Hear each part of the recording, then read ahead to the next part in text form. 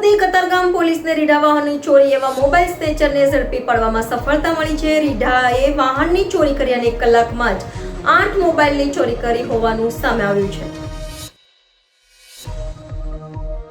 સુરતની કતારગામ પોલીસને રીઢા ચોરને ઝડપી પાડવામાં સફળતા મળી છે। સુરતના ચોક કતારગામ મૈદરપુરા વિસ્તારમાં આતંક મચાવનાર મોબાઈલ સ્નેચરને કતારગામ પોલીસે ઝડપી પાડ્યો છે। તો આરોપીએ 30મી ઓગસ્ટના રોજ બાઇકની ચોરી કર્યા બાદ 1 કલાકમાં જ 8 લોકોના મોબાઈલ સ્નેચિંગ કરી આતંક મચાવ્યો હતો।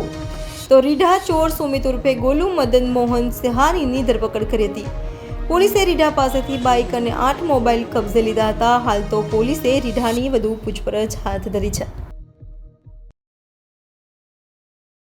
તારીખ 30 ઓગસ્ટના રોજ કતારગામ પોલીસ સ્ટેશન વિસ્તારમાં મોબાઈલ સ્નેચિંગના બનાવો પોલીસના ધ્યાને આવતા સર્વેલન્સ સ્ટાફના અધિકારી તથા કર્મચારીઓએ આરોપીના સીસીટીવી ફૂટેજ મેળવવાનો પ્રયત્ન કરેલ, જેમાં સફળતા મળતા આરોપી સુમિત ઉર્ફે ગોલુ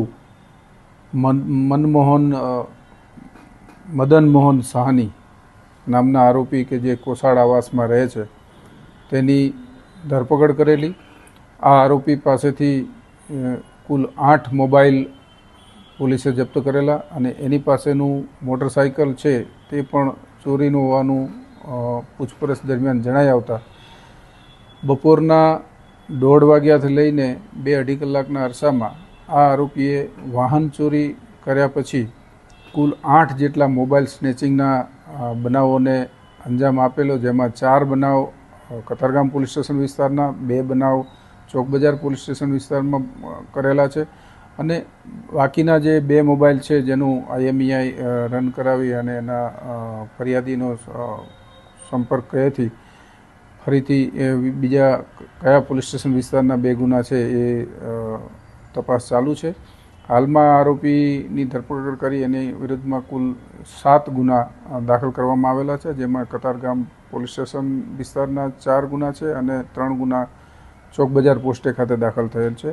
આ કામના આરોપી જે છે અગાઉ પણ મોબાઈલ સ્નેચિંગના ગુનામાં 2 વખત ઉત્તરાયણ પોલીસ સ્ટેશનમાં પકડાયેલા છે। આમ આરોપીનો ગુનાહિત ઇતિહાસ છે, તેથી આરોપીની ધરપકડ કરી વધુ તપાસ હાથ ધરી અન્ય કોઈ ગુનાઓને અંજામ આપેલ છે કે કેમ અને આરોપીઓ સાથે અન્ય કોઈ સહ આરોપીઓ છે કે કેમ એ દિશામાં પોલીસે તપાસ હાથ ધરેલી છે।